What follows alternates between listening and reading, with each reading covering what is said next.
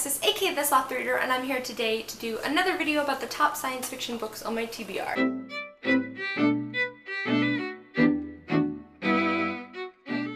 So if you guys didn't see the original video of this I did last year, as well as the revisit I just did a couple of videos ago, I will leave both of those linked down below. So basically I'm just going to talk about the books that are still and or the new books that are at the very top of my science fiction TBR. So starting out with all of the ones that were leftovers from the old list, we're going to start with all of the extra Lunar Chronicles content. I haven't read Fairest, the Wires and Nerve graphic novel, or Stars Above. I've read the original Lunar Chronicles, but I haven't read any of the extra content, and I still do want to. I mean, Stars Above is like an epilogue, and I've heard that it's really cute.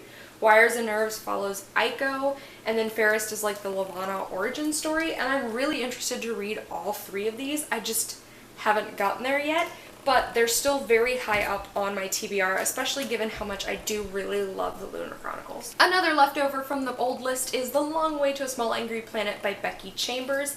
Honestly, I never owned the physical copies of these because I specifically wanted the really pretty UK editions, and now I have them and I don't have an excuse for not having read these. But I know so many people who've absolutely adored this series. I know this series is like really interesting, and it's very character driven, and it's very diverse, and it just sounds like everything I want it to be.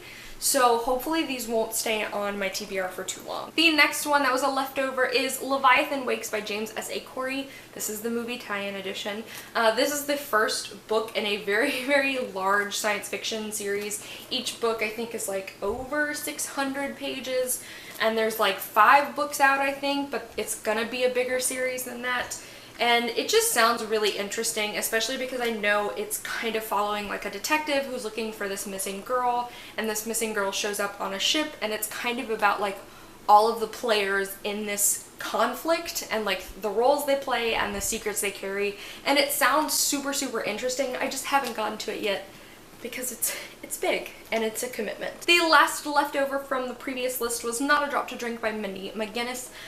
This is Mindy McGinnis's post-apocalyptic story where basically water is a commodity, and so there just isn't a lot of water anymore, and it follows our main character who lives near like a lake on her farm, and one day she discovers footprints by her lake, and it kind of goes from there. I love post-apocalyptic stories like with my whole heart. And I've read some of Mindy McGinnis's other stuff and have enjoyed it, which is why I really do want to get to this one. The next one I'm going to mention is one I talked about just recently, and that is Lifelike by Jay Kristoff. If you watched my May book haul where I bought this, which I will link down below, I told you guys I basically had no idea what this book is about. That's still true. I don't know what this book is about. I just know that one of my very good friends, Melanie, read an arc of it and basically just texted me and said, you need to read this book, it's right up your alley, and I was like, sold.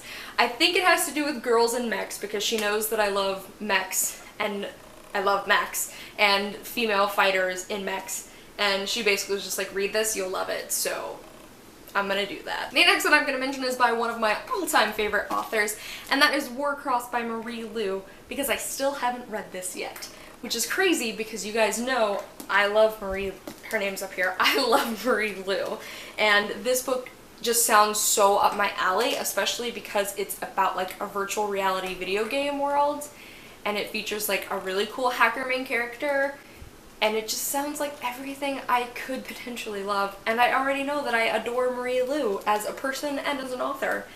So I don't know why I haven't picked this one up, but I definitely intend to pick it up before Wildcard comes out, which is the sequel that's coming out in September. And the last book I'm going to mention is Once by Cindy Pon. This is another one I picked up intending to read right away and then didn't get to. This takes place in a future where air is a commodity, and basically everybody has to wear suits that help filter out the air, but poor people have really terrible suits, and the really wealthy have these really incredible suits, and it follows our main character as he infiltrates the corporation that makes these suits, and he discovers secrets about the suits and about the corporation and about society, and it just sounds really interesting, and every person I know who's read this book has absolutely loved it. And I know that I think there's a companion novel coming out, and I believe I read online, don't quote me on this, that the sequel follows like a woman who's in like a female-female relationship, which makes me so hyped to read this even more. Those are the current top books on my sci-fi TBR. That's my cat. playing with toys. I'm really, really excited to read everything on this list, especially some of the ones that I hope to pick up very soon, like Warcross. I would absolutely love to know what's the top science fiction book on your TBR. If you like what I do, upload videos on Monday, Wednesdays, and Saturdays, and I'll see you guys soon with another one. Bye!